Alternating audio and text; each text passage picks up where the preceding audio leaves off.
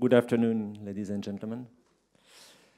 It's a real pleasure to welcome you this afternoon at Ifri, despite circumstances, because as you know, Foreign Secretary, that's a particular day in Paris today, given the decision taken by our president for a new lockdown. But we decide to welcome you despite these circumstances, and thank you for your flexibility and availability in this context. It's a great honor and a great pleasure to welcome you at Ifri. You told us that it was not, it's not the first time for you at Ifri. You came already a few years ago. We are very pleased to welcome you because you are one of the most experienced Indian diplomats. I don't want to list all your appointments, but just to remind that you were an ambassador in the US, for instance. We will listen to you carefully about Indian foreign policy, and especially about the relation between India and France, which according to you are quite important. And as I said to you previously, we are working on that very carefully at Ifri since many years. So Foreign Secretary, the floor is yours, and once again, thank you very much for coming at Ifri this afternoon. Namaste and bonjour. Dr. Thomas Gomart, Director of Ifri, and your esteemed colleagues, our Ambassador to France, Javed Ashraf, my colleagues who accompanied me from Delhi, distinguished guests, participants today. Je voudrais commencer par exprimer la solidarité du peuple indien avec la France dans cette lutte contre le terrorisme et le radicalisme. I want to express our sense of shock and anguish at the news we received this morning of the terrorist attack in Nice inside a church, and terrorist attacks of a similar nature in Paris a few days ago. Our Prime Minister has just conveyed his condemnation in the strongest terms on this horrific and gruesome attacks. He has very clearly outlined that there is no justification for terrorism under any circumstances. He has conveyed condolences to the families of the victims, as well as the people of France. And he has stated very clearly that India stands with France at this point of time. And if you see the popular sentiment in India, the hashtag I stand with France has gone viral in India. It is a barometer of the sentiments at the level of the common man in India. Internet is very widely prevalent. Most of our citizens have access to internet. They're expressing themselves through social media, and I think that is coming out very clearly. Since I'm at a sufficient distance, if you permit, I'll take off my mask. Well, it gives me very great pleasure to return to Paris. Dr. Gomart mentioned that I had visited Ifri. It was a long time back, but I have the pleasure of having served twice in Paris, in the 1980s and the 1990s. And it's wonderful to be back in the city. Of course, we do know that you are going through a difficult phase, both in terms of the resurgence of the number of cases of COVID, but also your current pressure in terms of radicalism and the acts of terrorism that you are facing. Returning to the city reminds me of the timeless charm and grace of the city, which has not changed over the decades. I'm thankful to Ifri for organizing this exchange at short notice, especially given constraints on account of the pandemic. I'm also happy that Ifri counts among the top think tanks, not only in France and Europe, but also globally. And I did mention, Dr. Gomart, that 30 years ago, between 20 and 30 years ago. When I came here last, it was is as prominent as it is today, and its prominence and centrality in international relations and foreign policy hasn't changed over the decades. The subject of my address today is India's foreign policy in a post-COVID world. In few world capitals, would this theme resonate better than in France? When I speak here, I know I speak among very special friends. And we are meeting, of course, even as the COVID pandemic continues, to remain the dominant subject of both our attention and conversations. Like France, India too has suffered enormous consequences of the pandemic. We are 20 times the size of your population, but our challenges have been, particularly daunting. Our response to the pandemic has been driven by the wisdom and evidence of science.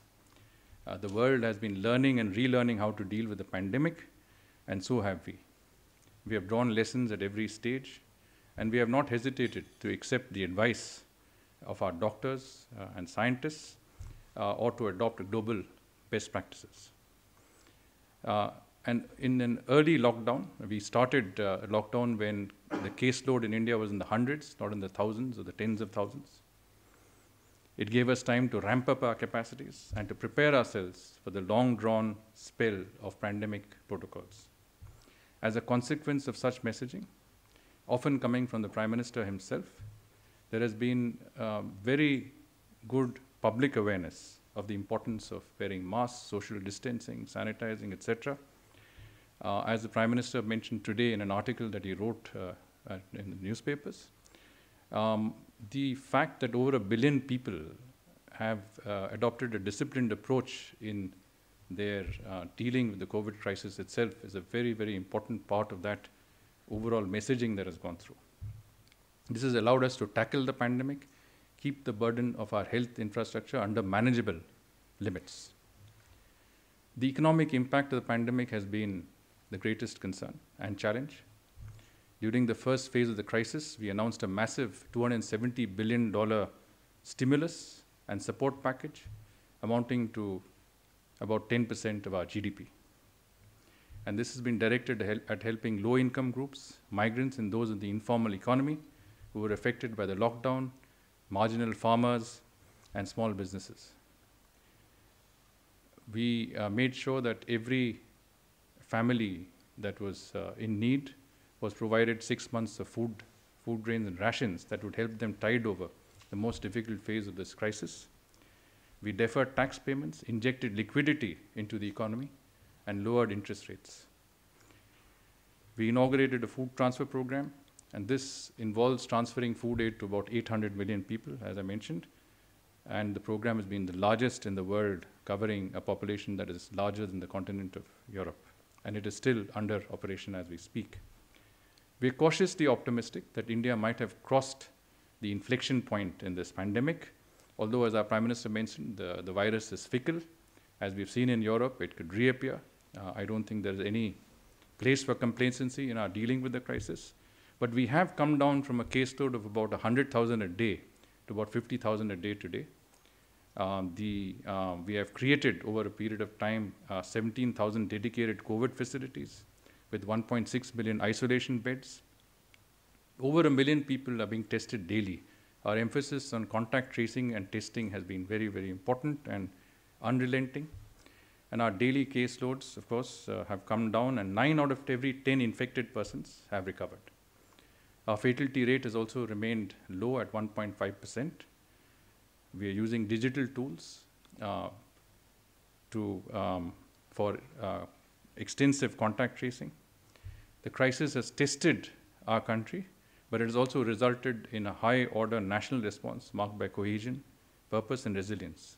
We will carry these lessons into the post-corona phase. In the space of only 6 months, we have added enormous production capacity in terms of PPEs, testing kits, medicines, etc. I recall that when the crisis began, and I was part of the group of secretaries in the government that were dealing with this crisis, we had very, very minimal levels of capacity in terms of some of the equipment that we needed most urgently to deal with this crisis. Some of the equipment that we required highly dependent on components from other parts of the world, in particular from China.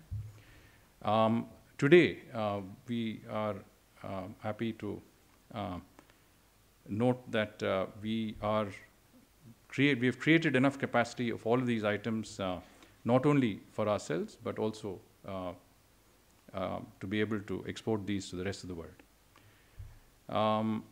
The crisis has stimulated innovation and enterprise in India.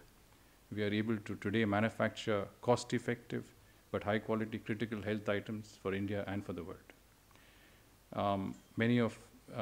Some of us would recall that early in the crisis, there was a huge demand for therapeutics, hydroxychloroquine, paracetamol, even antiretrovirals.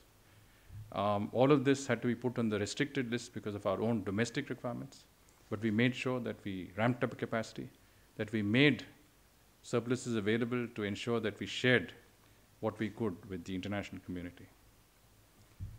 For the global system, of course, the pandemic has been the most catastrophic event since the Second World War.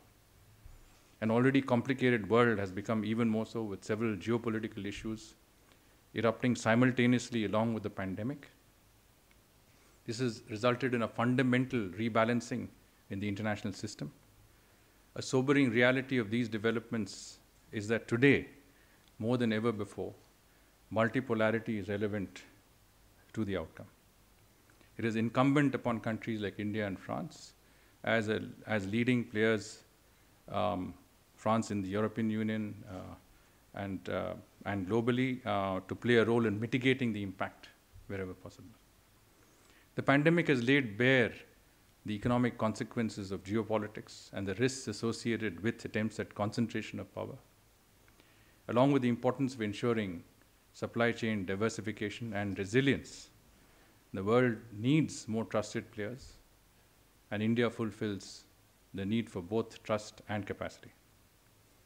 We in India have always been guided by our ancient philosophy of Vasudhaiva Kutumbakam, or the world is one family, and it is in that context, as a pluralistic and open society, that we are in sync with the democratic sentiments and cognizant of our responsibilities in the world stage.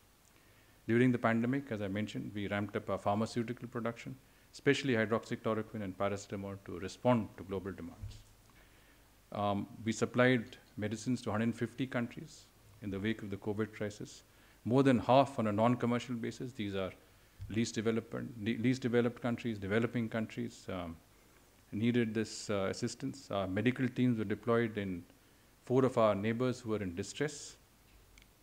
The message from India is that of a country which has the capabilities, but is helping itself and others as a force of good for international relations. And that is why the Prime Minister's call of what he calls Atmanirbhar Bharat, or a self-reliant India, is important for the world. This is not about building walls. It is about building greater strengths at home to play a more effective role within the country and outside. Atmanirbhar Bharat is a dependable Bharat, as in India, an India that the world can depend upon.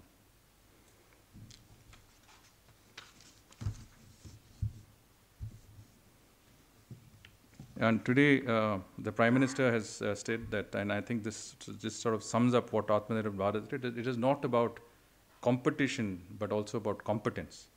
It is not about dominance, but dependability. And it's not about looking within, but looking out for the world. Despite the pandemic, we have dealt with the worst crisis in decades on our border with China, and we have done so with maturity and firmness.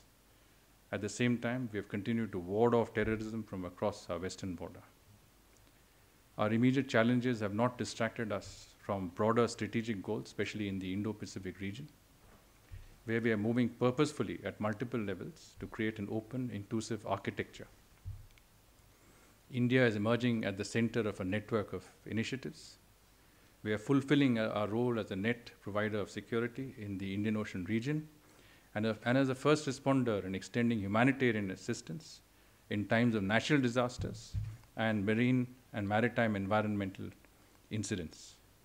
We have a cooperative, inclusive outlook as enunciated by the Prime Minister in his Sagar vision, which stands for security and growth for all in the region. In Southeast Asia too, we have steadily enhanced our diplomatic and strategic engagement. With Australia, Japan, and the US, there is tangible progress in realizing our shared vision. We are not seeking to target or exclude any country, but create an environment that induces all countries to operate with respect for sovereignty of others and in a manner consistent with international norms of global commons. The pandemic has accelerated global transition and will increase geopolitical competition and tension. The pandemic period has witnessed geopolitical repositioning primarily by China and the United States. The EU has also formulated its position, which has striking similarities with India, particularly with regard to maintaining strategic autonomy and our commitment to effective and reformed multilateralism.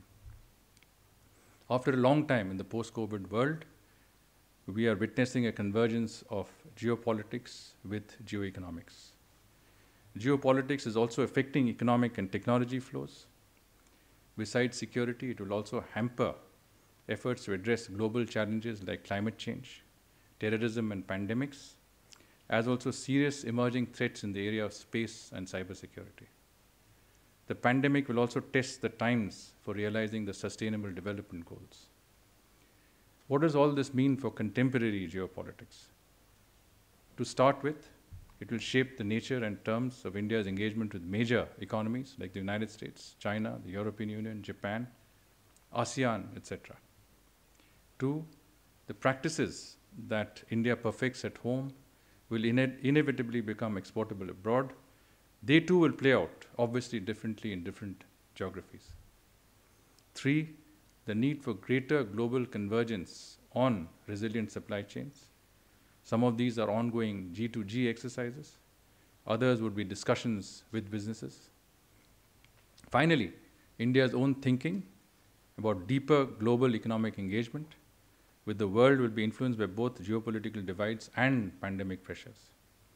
There was already a reassessment of FTA, Free Trade Agreement experiences, keeping in mind the unsettling impact they have had on India's manufacturing.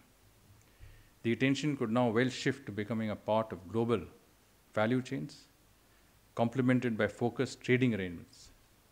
This would be so especially as efforts towards making India an easier location for doing business gains traction. We are conscious of the need not just to improve our own record, but to become more competitive. The events of this year have demonstrated how imperative it is for like-minded countries to coordinate responses to various challenges that the pandemic has brought to the fore. As we collectively navigate these uncharted waters, we seek to emerge from the pandemic more resilient than ever before. We cannot afford to let multilateralism be held hostage by great power competition. A multipolar world without an international order, based on rule of law and collaboration, will lead to uncertainty and turbulence.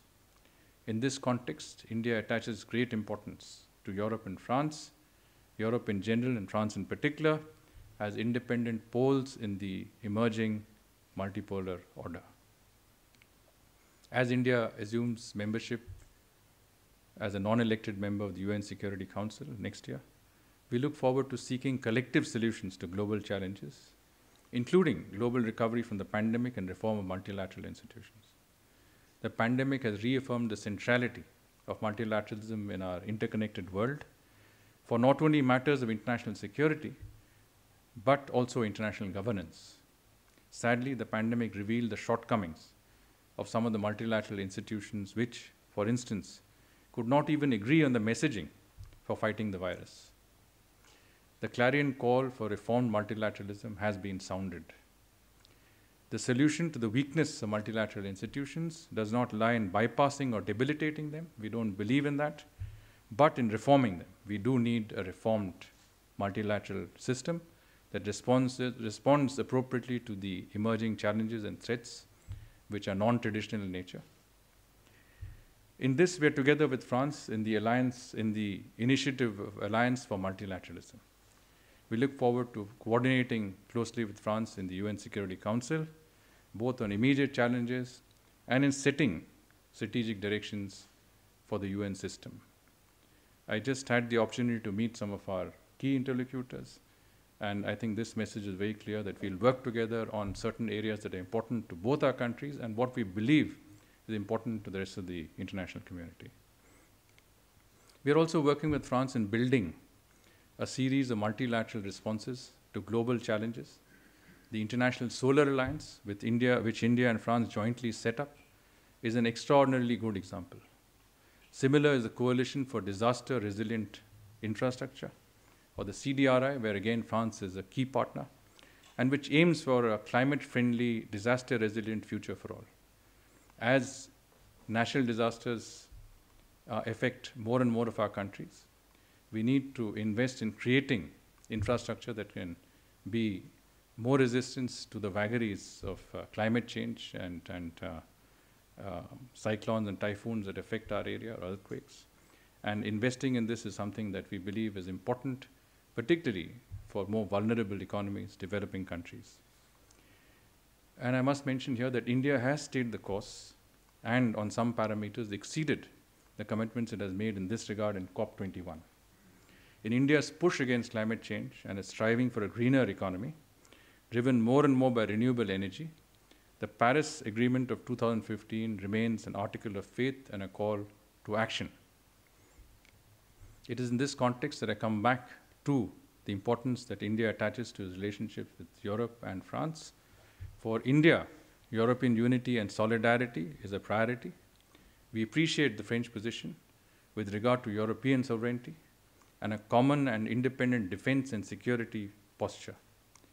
There is keen desire to avoid extreme choices being put forward by the current geopolitical situation.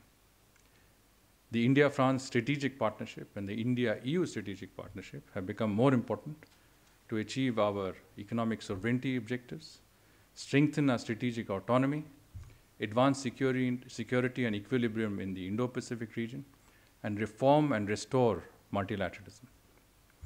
To put it more simply, when we look at our objectives of transforming India to make it more green, more digital, and more technology-driven, Europe stands out as a partner of choice.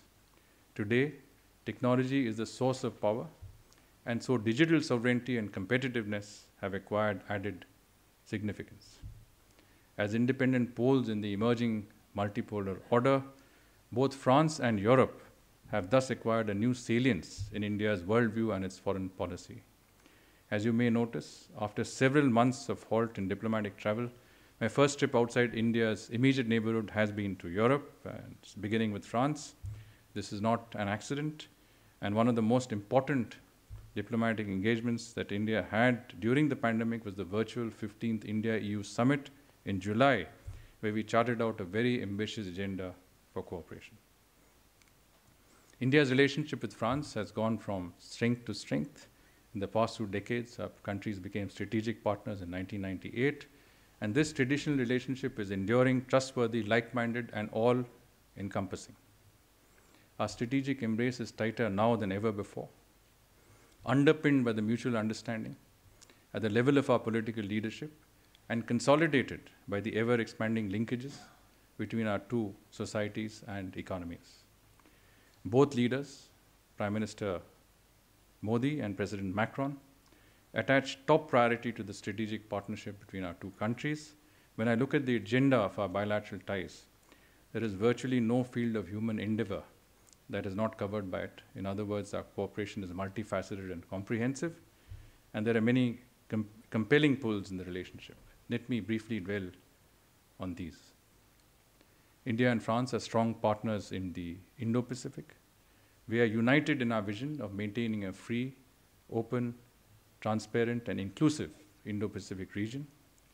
We remain committed to upholding the rules-based international order, underpinned by the rule of law, transparency, freedom of navigation in the international seas, respect for territorial integrity and sovereignty, and peaceful resolution of disputes.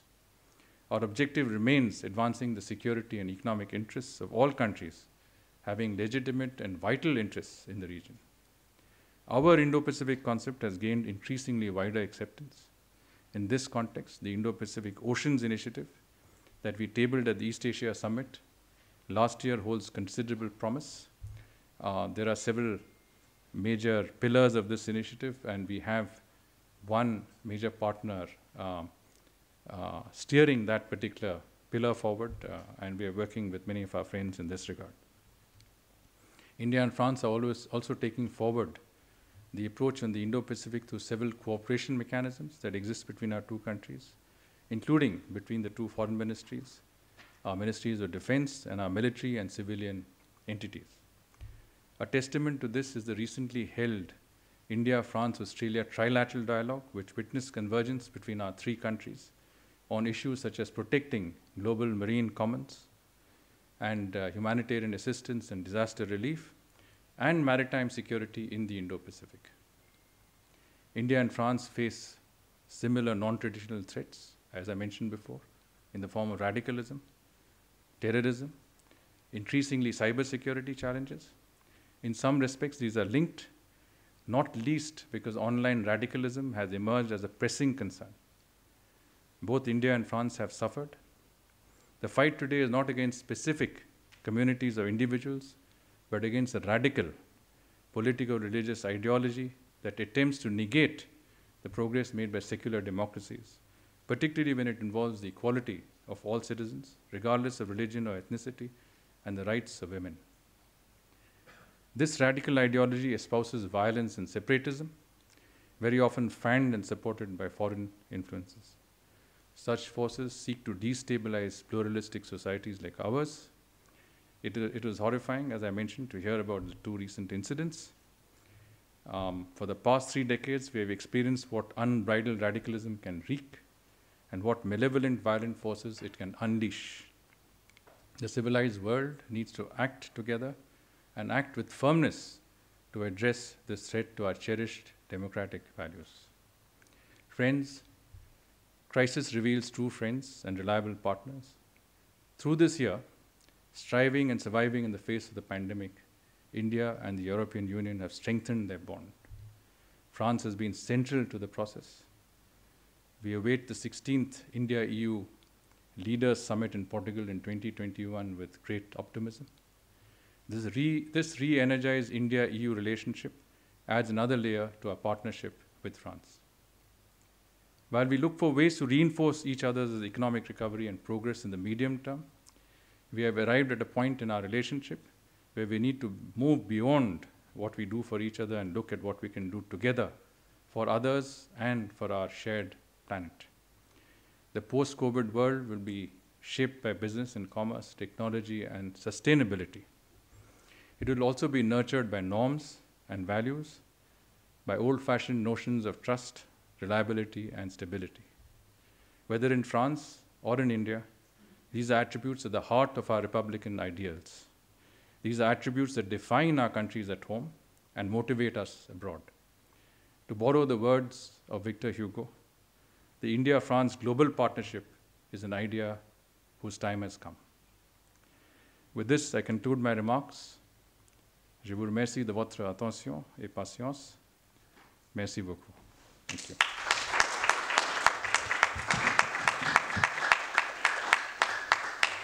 Foreign Secretary, thank you very much for your very comprehensive speech.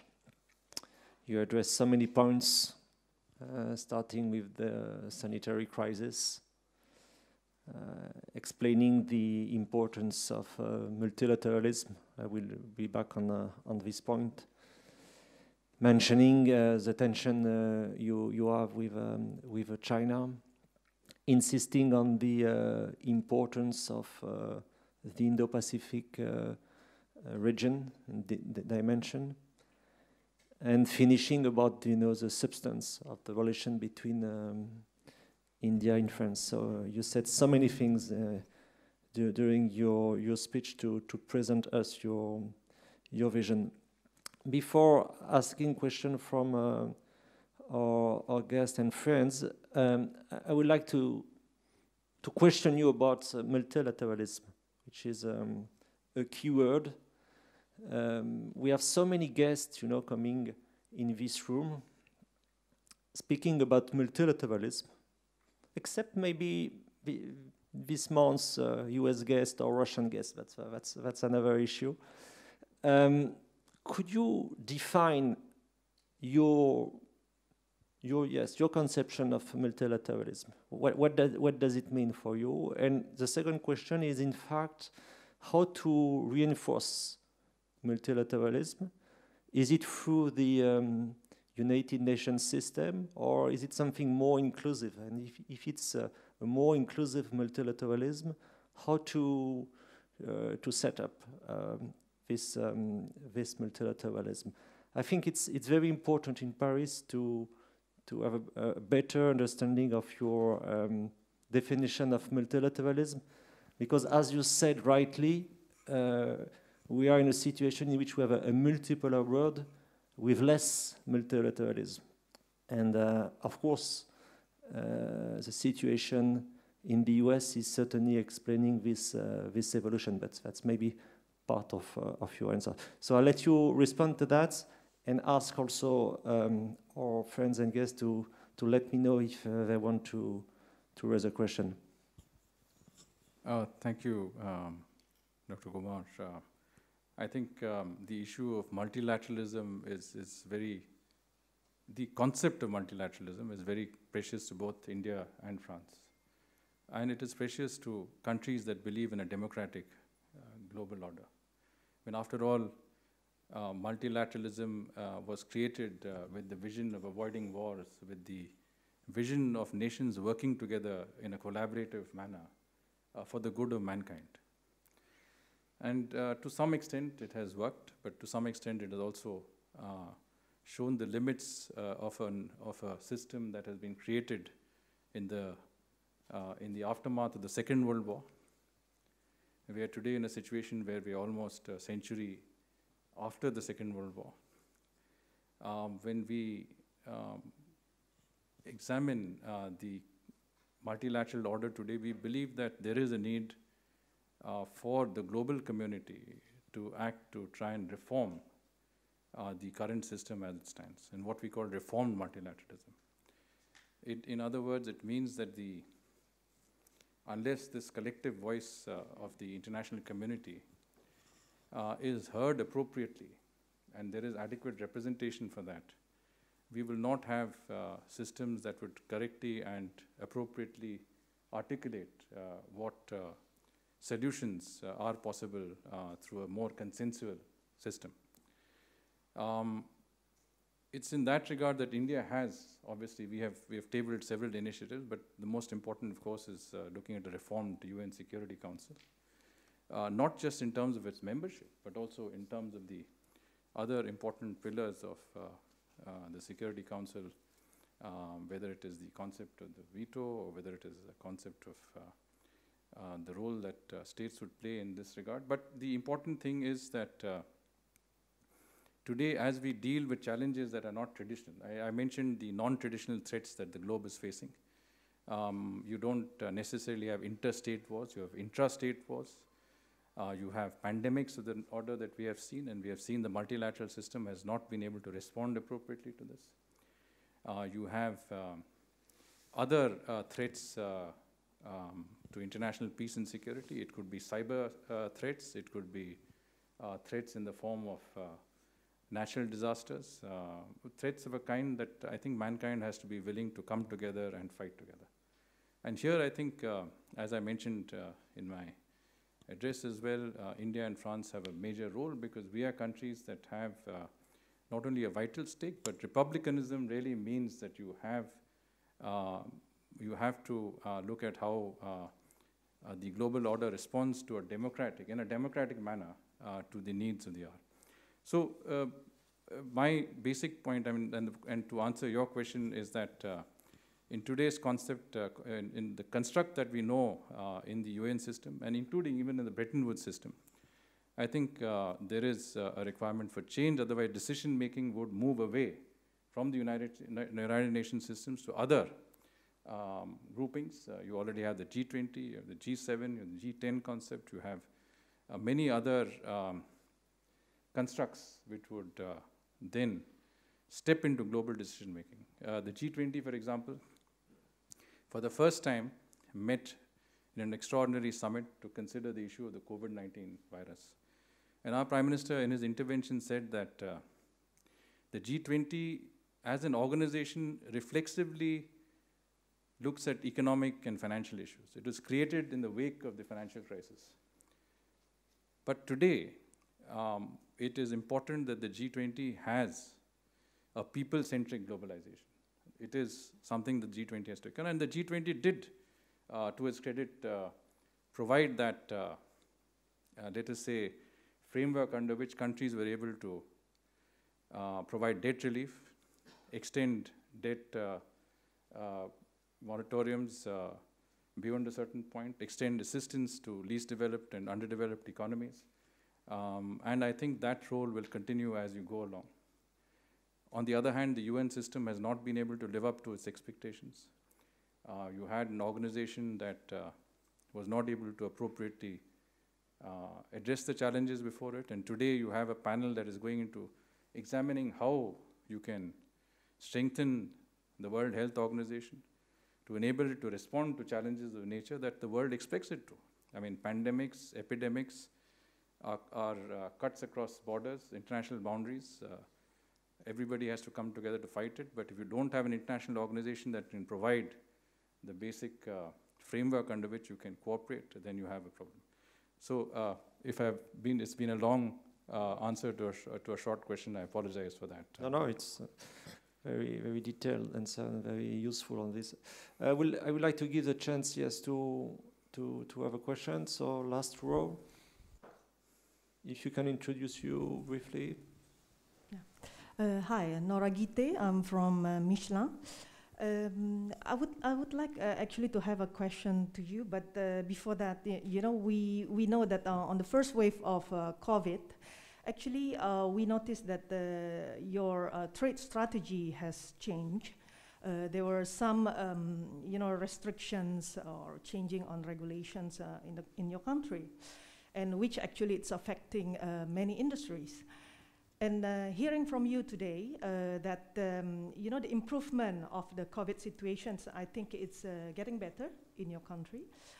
And my question is actually, what is actually the strategy going forward on your trade situation?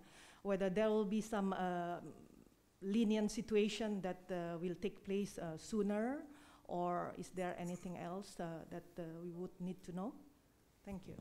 I would suggest to take a few questions, if you don't mind, to respect our schedule. So if you can move to me and to give the microphone to Isabelle Saint-Mézard. Yeah, stop. Yeah. Yes, thank you, Your Excellency, for your address. You briefly mentioned the crisis with China on the border areas, and said that it was the worst crisis in decades. And at the same time, you didn't really factor that crisis into India's global positioning and diplomacy, although it would seem a major parameter. So there has been a collapse of trust, obviously, between India and China for the past 5 months. And my question is, first, what will it take to sort of come back to some sort of, not trust, but dialogue? And another question is related to that crisis. It's the number of, the series of steps India has taken on the economic front, enhanced control on Chinese FDI, blocking 100+ Chinese apps. Is that sustainable for India to be so restrictive on Chinese investments? We've heard that China had invested quite substantially in the Indian startup sectors, in Indian unicorns, and they do need that flow of money. And in the current context where our money is quite short, it's a bit of a contradiction. So that's why I'm asking that question about the sustainability of those economic steps India has taken against China. That's it. Thank you. We will move to Jean-Luc. Jean-Luc Racine. No, yes, he's obliged to keep the microphone. It's all right, thank you. In a way, my question will add to the previous one, but through the US angle. 2 days ago, the 2+2, the third 2+2 meeting between US and India has concluded with a long joint statement which illustrates the very large range of relationship beyond the purely security parameters which have been mostly underlined by the Indian media and abroad. What is striking in this context, and here I refer as well to the kind of statement which have been published after the last Quad meeting in Tokyo a few weeks ago, is that the US Secretary of State, Mr. Pompeo, systematically put the finger on the China Communist Party with other partners, being at the Quad meeting or at the 2+2 meeting a couple of days ago, are much more careful about giving the impression to have to choose between Washington and Beijing. Could you kindly, Mr. Secretary, give us an idea of the kind of debate which may happen within India amongst decision makers? I do know that the Foreign Minister, Mr. Jaishankar, repeated a few weeks ago that as far as India is concerned, there is no question of having a military alliance with whoever. Everyone understands with the US. So how to follow the tightrope between Washington and Beijing? Thank you. Thank you, Jean-Luc. Denis, just and after that we will move to Sophie. No, please. Yes, we are asked not to touch the microphone. Okay. Thank you, Mr. Secretary, for your presentation. Denis Verret. I have a question about Indonesia. Indonesia is an important piece of Indo-Pacific picture. How India is viewing the interest of Indonesia towards Indo-Pacific vision, and is it moving? Thank you. And last to Sophie. Yes, you mentioned the ambitious agenda for cooperation you want to settle with Europe. I'd like to know, what is your perception of the Brexit difficult process? And how do you consider positioning India in this new European divide? So, you had 5 questions. I gather them to let you pick what you want to respond. If you want to avoid some questions, you can, But I'm sure you will deal with all of them. Well, I think those 5 questions will cover the length and breadth of whatever we have to discuss and say. But they certainly, I think, are very, very pertinent questions that I think many of us would want to articulate. The first, of course, was the issue of what you mentioned, Representative from Michelin, about trade protectionism. And whether India is, in some senses, becoming more protective, if I'm not mistaken, in terms of trade. Now, of course, what I would like to say, and I did mention that briefly also in my statement, is that what we are doing is we're developing our capacities and capabilities. But self-reliance should not be mistaken, in terms of being self-centered, creating an island mentality which does not do justice to our very extensive external engagements. I think when we talk about creating capacities, I gave you the example of COVID-related equipment where we were very deficient, but have today emerged as being not only self-sufficient, but also being able to supply this to many other countries that needed it. So I just take it off because it's difficult to speak while you have this very watertight mask. So now, just to say that, even during the COVID crisis, we took steps to liberalize our economy. We liberalized the agriculture sector, the labor sector, the coal sector. We have taken foreign direct investments in the defense sector from 49% to 74%, which means that foreign companies wanting to invest in India's defense sector, which also under our self-reliant program is looking more in terms of joint collaborations, technology, R&D, essentially working together with our partners to create capacity within India. And so we have allowed foreign companies to take majority share up to 74%. And in a certain sense, it's given us dividends, because if you see the foreign direct investments in the 5 months from April to August this year, we attracted $35.73 billion, which is 13% more than what we attracted in the same period last year.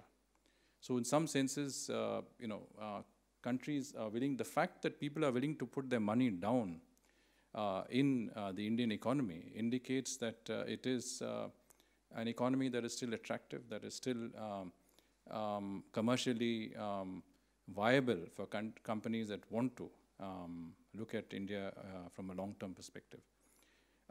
There was an issue with free trade agreements. I think you mentioned free trade agreements, that some of them that we have concluded over time, some of them quite some time back, we believe were not very carefully thought through or negotiated. For example, the rules of origin in these agreements have been very weak.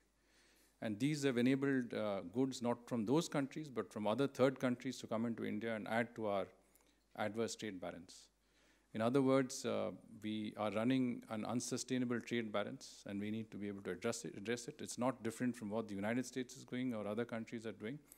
But it doesn't mean that we don't believe in free trade agreements or understandings. We are negotiating one with Europe as we speak. We are negotiating one with the United States. It means that it has to be on more equal and equitable terms. With regard to the very easy question on China, and the fact that we are facing an issue on our borders, but at the same time you mentioned about some of the decoupling efforts that you referred to. Now, you have to, if you go back, to the 1980s, the basis for a renewed relationship with China is predicated on peace and tranquility in the border areas. In other words, both countries decided, let us isolate the border and our boundary differences. Let us continue to work on it, but let it not affect the larger relationship. So we keep it, in a position which does not impact on the larger relationship. But I don't know whether COVID has anything to do with it. We are in a difficult situation. We are distracted. Many of the countries globally have been distracted. You have been distracted. But the fact that we found an unprecedented military buildup by China along our border areas in the western sector in Ladakh, the fact that there have been attempts at transgressions and attempts to alter the status quo on the ground, I think has forced us to take some steps to address the issue. Now, as a responsible country, we do believe that it's important that we talk and try and resolve our differences. I mean, diplomacy and talking on issues that are difficult is always very, very important. But we've also been very clear that we will be firm and resolute when it comes to our sovereignty and territorial integrity. We will not compromise on that. And it is in that context that we've held a number of talks with China, both at the level of senior military commanders on the ground, as well as the diplomatic level, and often the merging of the two. And I think we have, I could say that have been reasonably successful in at least understanding what the solutions could offer. And we do hope that we will find solutions that both countries can agree on. By solutions, I mean solutions at disengagement that will enable our troops to disengage. It is, I think, in no one's interest to have very large concentrations of troops at close proximity. Disengagement is in the interest of all concerned. We also have a situation where it is in very very inhospitable geographic conditions. It is already -15 or -20 degrees Celsius. There's a very high wind chill factor. Troops from both our countries are exposed to that. It's not in our interest to do that. If we can look at disengagement, then we also can work on de-escalation from the depth areas, try and address the issue, a very complicated issue that has emerged on the ground. But we are very clear that as long as there is no peace and tranquility in the border areas, it will have an impact on the larger relationship. I mean, you cannot expect that as business as usual. It will have an impact, and I think the resolution of this issue will also have an impact otherwise. Now, when you talk about some of the steps we've taken, we haven't done anything which is not what is already being done in terms of China's own rules and regulations. There is no automatic route for investments into China. It is on a case-to-case prior approval basis. And this is what we have also done. We've said that for our countries that share land borders with India, we will have a government approval process. We also believe, and I did mention that it is important, we've also, the COVID crisis has awakened us, and I must say, good part of the world to the need for resilient, reliable, sustainable, trusted supply chains. You mentioned there is a cost, and there has to be a cost when you want to initiate steps that would ensure that you are part of supply chains that are reliable. When you're in a crisis, you need goods. You can't suddenly be without essential wherewithal. In an interdependent world, you are dependent. And if you're dependent, you need to ensure that there is reliability in that regard. And so we are working with many of our friends and partners to ensure that there is security when it comes to supply chains, there is reliability, and there is a sustainability when it comes to that. It doesn't mean that this is something that can be achieved overnight or something that is, but it's important that we look at that issue and we try and address what is there. On the 2+2 dialogue, but this is the third such dialogue that we had with the United States in the last 2 years. This is you can say, a culmination of the process of the strengthening of relationships with the current administration as you go into elections in the United States. You referred to a very comprehensive, you mentioned the word long, joint statement. I think that is reflective of the what we call a comprehensive global strategic partnership. There are many words to that partnership. But it essentially means that today our partnership with the United States stands on its own. There was a time when you relied very much on the personal chemistry between the leadership. That's always important, particularly in an executive system like the United States. But also the fact that today the relationship is so multifaceted, comprehensive. When you talk about trade, the United States is our largest trading partner with $149 billion of trade. You talk about political engagements. We have had a visit by our Prime Minister last year. We had the President of the United States this year. We've had in the month of October alone 3 high-level visits and exchanges with the United States. We've had very strong technology and innovation partnerships, strong strategic defense partnership, but also, most important, is a people-to-people connect. We have a very strong connect in that regard, and innovation is part of that. We have contributed to the US economy, and the US has contributed to our economy. And so we do believe that if that joint statement is a long one, it is also an appropriate, it also reflects appropriately the state of our relationship, which covers practically every area. I was surprised to find that we have done so much in the health sector. We've collaborated extensively in the health sector. Today, in terms of our vaccine production, and I just want to slightly digress, if you permit me to say that we today, we manufacture 60% of the world's vaccines. India manufactures 60% of the world vaccines. We're part of Gavi. We're part of the different groups that are involved with vaccine production globally. We have 3 candidate vaccines of our own, and they're in stage 2 and stage 3 of human trials. But we also have 4 tie-ups with the US in vaccine development. And of course, we have with Russia as well. We have, so there is an extensive level of tie-up because we do manufacture, as I said, a large part of the vaccines of the world. And we do believe that providing accessible, affordable vaccines is a part of our obligation globally. Our Prime Minister has made that clear, that we will be at the forefront of providing accessible, affordable vaccines to countries, particularly developing countries in our neighborhood, in Africa, in countries that require it. There's already a commitment to provide vaccines to 60 countries at cost price. That is through the Co-Vaccine and the Melinda and Bill Gates Foundation that has funded this. But essentially, vaccine that we develop will be for our people, but it will also be a vaccine that will be available for those of our friends and partners around the world, across the world. But coming back to the issue that we find that health cooperation among the many other areas is an important part of that. You mentioned military alliances, you mentioned Secretary Pompeo's remarks, but you also have to recall what our External Affairs Minister, Dr. Jaishankar, said. He said this is about India and the United States. It's about our relationship. It does not involve third countries. It is a relationship that is adequately strong, adequately extensive, and adequately, I would say, in terms of its overall reach, comprehensive to allow for a dialogue that involves just our 2 countries. With regard to Indonesia, I think Indonesia is an important country in Southeast Asia. When we talk about the Indo-Pacific partnership, we believe that ASEAN is at the centrality of it.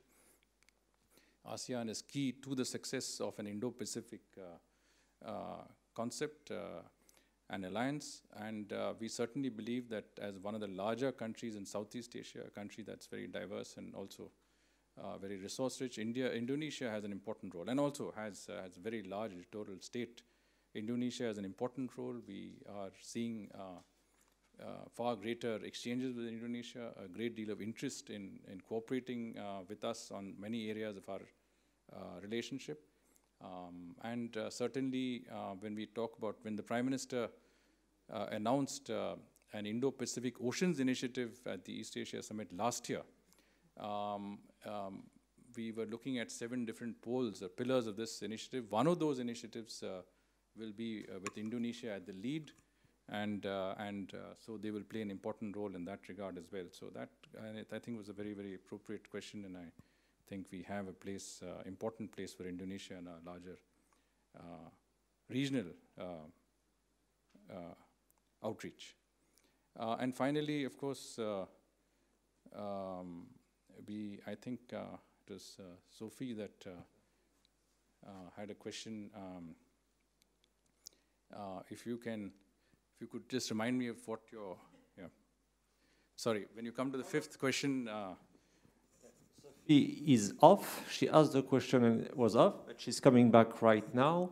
But certainly, Françoise can elaborate a bit about the question raised by Sophie, or if Sophie wants to precise, quite briefly, if possible, because I would like to terminate. So, Sophie, if you can explain again your thoughts, it would be helpful. Yes, I'd like to know if India will change its position on its cooperation with Europe after Brexit, and in what direction? What kind of accent will it put on absolutely. new initiatives? Thank you, Sophie. Yes, the question was Brexit-oriented. I will be visiting, as part of my current visit to Europe, I'll also be going to the United Kingdom. Brexit, of course, has been, in many senses, one of the black swan events that you did not see coming. I think if it took us by surprise, it even took the UK by surprise, I think, when that decision came through. I think Europe is dealing with what exactly the implications this are, what are the contours of Brexit. Rest of the world is also looking at it. Our relationship with the UK has been a historical one. It is a relationship that in more recent years has been largely shaped by UK's being a member of the European Union. Today, as UK exits the European Union, I think we will have to look at what would be a separate, standalone and independent relationship with the United Kingdom. One of the reasons I'm going there also is to examine exactly this issue and talk to our British friends about what they have in mind. They have certainly a vision of a new partnership with India. We are very happy to partner with them on that because we have an important component of people-to-people contacts. We have complementarities in our economies. We believe that there is a lot that we can do together on trade, on investments and technology, but also on the people-to-people front. And we will have to examine what the contours of that new partnership would be. It clearly is somewhere at a very important point in our outlook. We are, our team has been working on how we could look at, it means new customs arrangements, it means new tariffs arrangements, it means a whole set of different parameters and guidelines under which we will cooperate and engage with the United Kingdom, and that is something that we will have to work on, and it remains a very, very important aspect of what we would do with Europe as a continent. And also, I think UK's exit from the European Union also, in a certain sense, changes our own, I would say, to some extent, brings a different dimension to our cooperating with the European Union. The European Union is more focused, it is more streamlined. The inputs of countries like France and Germany are more important because UK was an important pole, but is not there now. And I think there is scope also to look at, reevaluate our relationship with Europe as we do with the United Kingdom. Not to the same extent, but it would be something that would be somewhere there. Thank you. Thank you very much, Mr. Secretary, for your speech and for your very comprehensive answers. It's time to terminate this session. As we said, it was not your first time today at Ifri. It was your third time, and I'm sure there will be a fourth time. I hope so. So please feel you free to come back when you are once again in Paris. It's also a message for your ambassador. As I said previously, we have very good relations with your embassy. That's a great team, I can tell you. Very, very active, and we do hope to continue these discussions in the near future. Thank you very much.